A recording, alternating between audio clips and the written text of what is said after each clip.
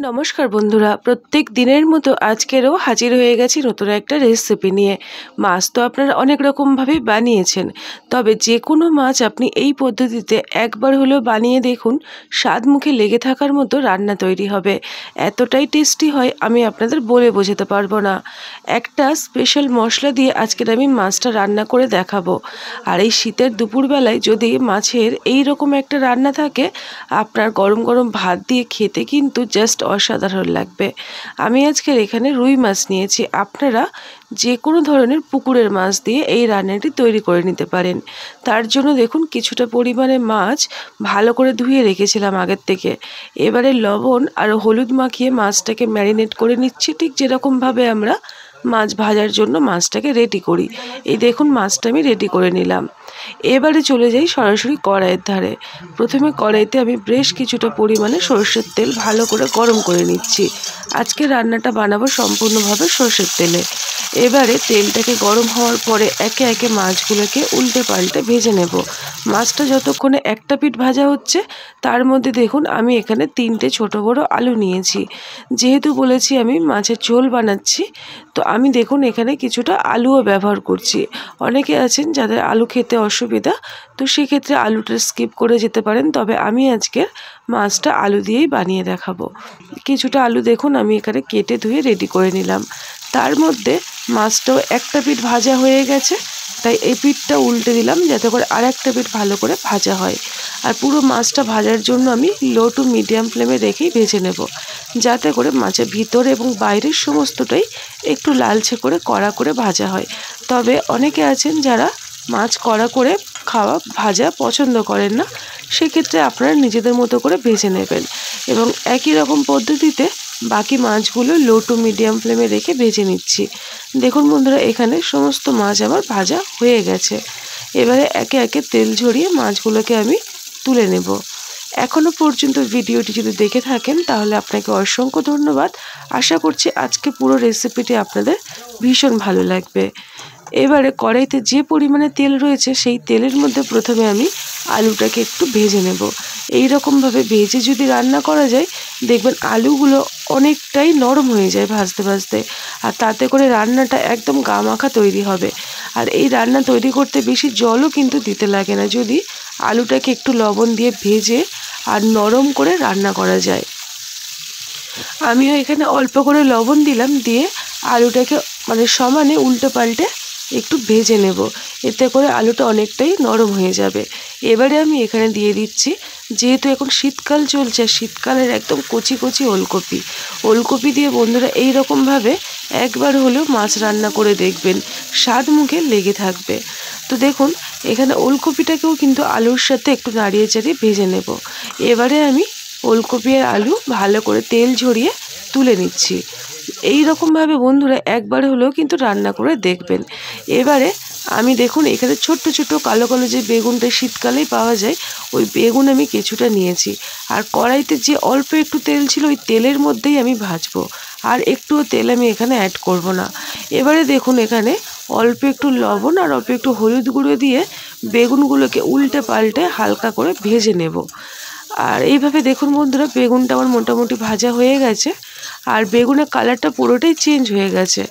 একদম ভালোভাবে কিন্তু সেদ্ধ করব না, তাহলে ঝোলটা পুরোপুরি হওয়া পর্যন্ত কিন্তু বেগুনটা গলে যেতে পারে। বেগুন ভাজা হয়ে গেল, এবারে রান্নাটি তৈরি করব। তার জন্য কড়াইতে কিছুটা সর্ষের তেল গরম করে প্রথমে ফোড়নে দিয়ে দেব একটা মিডিয়াম সাইজের পেঁয়াজ। পেঁয়াজটাকে মোটামুটি তেলের মধ্যে একটু নাড়াচাড়া করে নেব। তারপরে আমি এখানে অ্যাড করব একটা টমেটো। টমেটোও ঠিক এইরকম আলুর মতো লম্বা করে কেটে নিয়েছি। টমেটো যখন ভাজবো তখন আমি অল্প একটু লবণ দিয়ে দিলাম, যাতে করে টমেটোটা খুব ভালোভাবে নরম হয়ে যায়। এবারে ভালো করে তেলের মধ্যে টমেটো পেঁয়াজটাকে ভাজা ভাজা করে আমি এখানে দিয়ে দেব 1 চামচ পরিমাণে আদা আর কাঁচা লঙ্কা বাটা। আজকে রান্নাটা আমি কোনো রকম গুঁড়ো লঙ্কা ব্যবহার করব না, কাঁচা লঙ্কা দিয়ে রান্নাটা করব। তবে এখানে আমি যে লঙ্কাটা ব্যবহার করলাম এটা কাশ্মীরি লঙ্কার গুঁড়ো, এটাতে কালারটা খুব সুন্দর আসে। অল্প একটু জল দিয়ে মশলাটাকে কষিয়ে নেব, আর কোনো রকম মশলা এখানে আমি দেব না। এবারে মশলাটাকে মোটামুটি কিছুক্ষণ কষানোর পরে তারপরে আমি এখানে অল্প একটু চিনি দিয়ে দিলাম। চিনিটা দিলাম যাতে করে কালার এবং টেস্ট দুটোই ভালো আসে। তারপরে আমি এখানে আগের থেকে ভেজে রাখা ওলকপি আর আলু দুটোকেই দিয়ে দিয়েছি, দিয়ে মশলার সাথে একটু সময় নিয়ে কষিয়ে নেব, যাতে করে সবজিটা আরও একটু নরম হয়ে যায় আর মশলার খুব সুন্দর একটা মিষ্টি গন্ধ সমস্তটাই আলু এবং ওলকপির মধ্যে খুব ভালোভাবে ঢুকে যাবে। মোটামুটি 4 থেকে 5 মিনিট ঢাকনা ছাড়াই ভালো করে কষিয়ে নেব। এতে করে দেখবেন রান্নাটা খেতে কিন্তু দুর্দান্ত হবে। এবারে আমি এখানে একটু দেখুন ভালো করে কষাতে কষাতে একদম শুকনো হয়ে যাবে, কড়াই মশলাগুলো সবজির গায়ে লেগে যাবে। ঠিক সেই পর্যায়ে আমি দিয়ে দেবো উষ্ণ গরম জল। আপনারা নর্মাল টেম্পারেচারে জল ব্যবহার করতে পারেন, তবে আমি এখানে উষ্ণ গরম জলটা দিলাম যাতে করে ঝোলটা তাড়াতাড়ি ফুটতে আরম্ভ করে আর টেস্টটা একই রকমই থাকে। স্বাদ মতো লবণ দিয়ে ঢাকনা দিয়ে রাখলাম। যতক্ষণে সবজিটা সেদ্ধ হচ্ছে তার মধ্যে একটা মশলা রেডি করে দেবো। এখানে আমি 1 চামচ সাদা জিরে আর 1 চামচ রাঁধুনি দিয়ে একদম কম আঁচে বেশ কিছুক্ষণ নাড়িয়ে চাড়িয়ে তারপরে আমি এখানে একটা তেজপাতা ছোট ছোট টুকরো করে দিয়ে দিলাম। এই মশলাটা দেওয়ার ফলে এই রান্নার টেস্টটা কিন্তু বহুগুণে বেড়ে যায়। দেখুন মশলাটা ভাজা হয়ে গেছে। এবারে একটা মিক্সিং জারের মধ্যে আমি এটাকে ঢেলে দিলাম। এখন অনেকটাই গরম আছে, এবারে আমি এটাকে গুঁড়ো করে নেব। গুঁড়ো দেখুন হয়ে গেছে। এবারে আমি এর মধ্যে অল্প একটু জল দিয়ে এটাকে একদম মিহি করে গুঁড়ো করে নেব। জলের পরিমাণটা একদম অল্প করে দিতে হবে, না হলে কিন্তু বাটাটা মসৃণভাবে করা যাবে না। এই দেখুন এরকম করে বেটে নিয়েছি। যতক্ষণে মশলাটা ভাজা ভাজা করে বেটে নিলাম তার মধ্যে সবজিটাও দেখুন অনেকটাই কিন্তু নরম হয়ে গেছে। আমি আপনাদেরকে দেখাচ্ছি কত সুন্দরভাবে গলে গেছে। এই দেখুন আলু ওলকপি সবটাই কিন্তু নরম হয়েছে।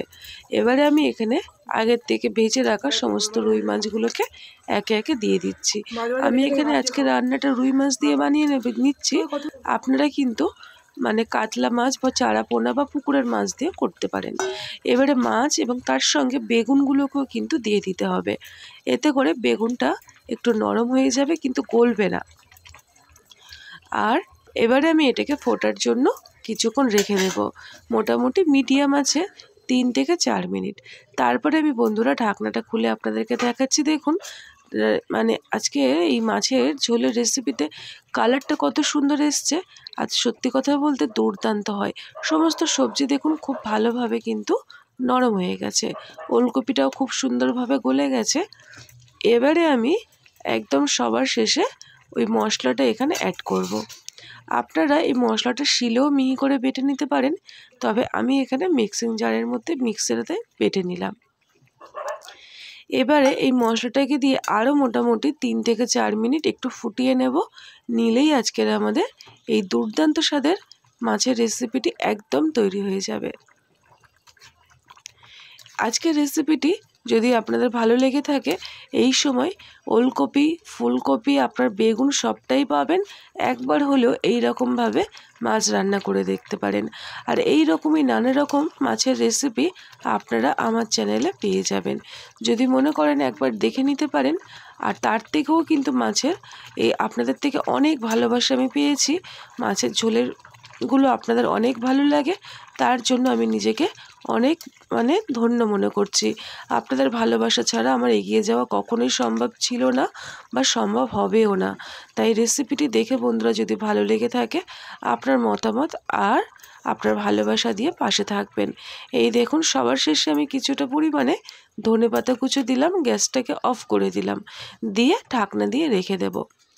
তারপর আমি কিছুক্ষণ পরে ফিরে আসব আর আপনাদেরকে আমি ঢাকনাটা খুলে দেখাচ্ছি। দেখুন কতটা লোভনীয় হয়েছে। তো আজকের আমার মাছের ঝোলের রেসিপিটি একদমই তৈরি হয়ে গেল বন্ধুরা। আর এবারে আমি এটাকে একটা পাত্রের মধ্যে কিছুটা সার্ভ করে আপনাদেরকে দেখিয়ে দিচ্ছি যে আজকের মাছের ঝোল কতটা সুন্দর হয়েছে। গরম গরম ধোয়া ওঠা ভাত দিয়ে এই রকম মাছের ঝোল যদি একটা থাকে, তাহলে মনে হয় এই শীতের বেলায় দুপুরে হোক বা রাতে হোক খাবারটা কিন্তু জমেই যায়। তো দেখুন কতটা লোভনীয় হয়েছে বন্ধুরা। আজকের মতো এই পর্যন্ত। আবারও আসবো এই রকমের নানা রকম ঘরোয়া রেসিপি নিয়ে। যদি এই রকমের রেসিপি পেতে চান তাহলে চ্যানেলটিকে সাবস্ক্রাইব করে আমার সাথে থাকতে পারেন আর নোটিফিকেশান অল বাটনটি অবশ্যই করে প্রেস করে দেবেন। আজকের মতো এই পর্যন্ত, টাটা।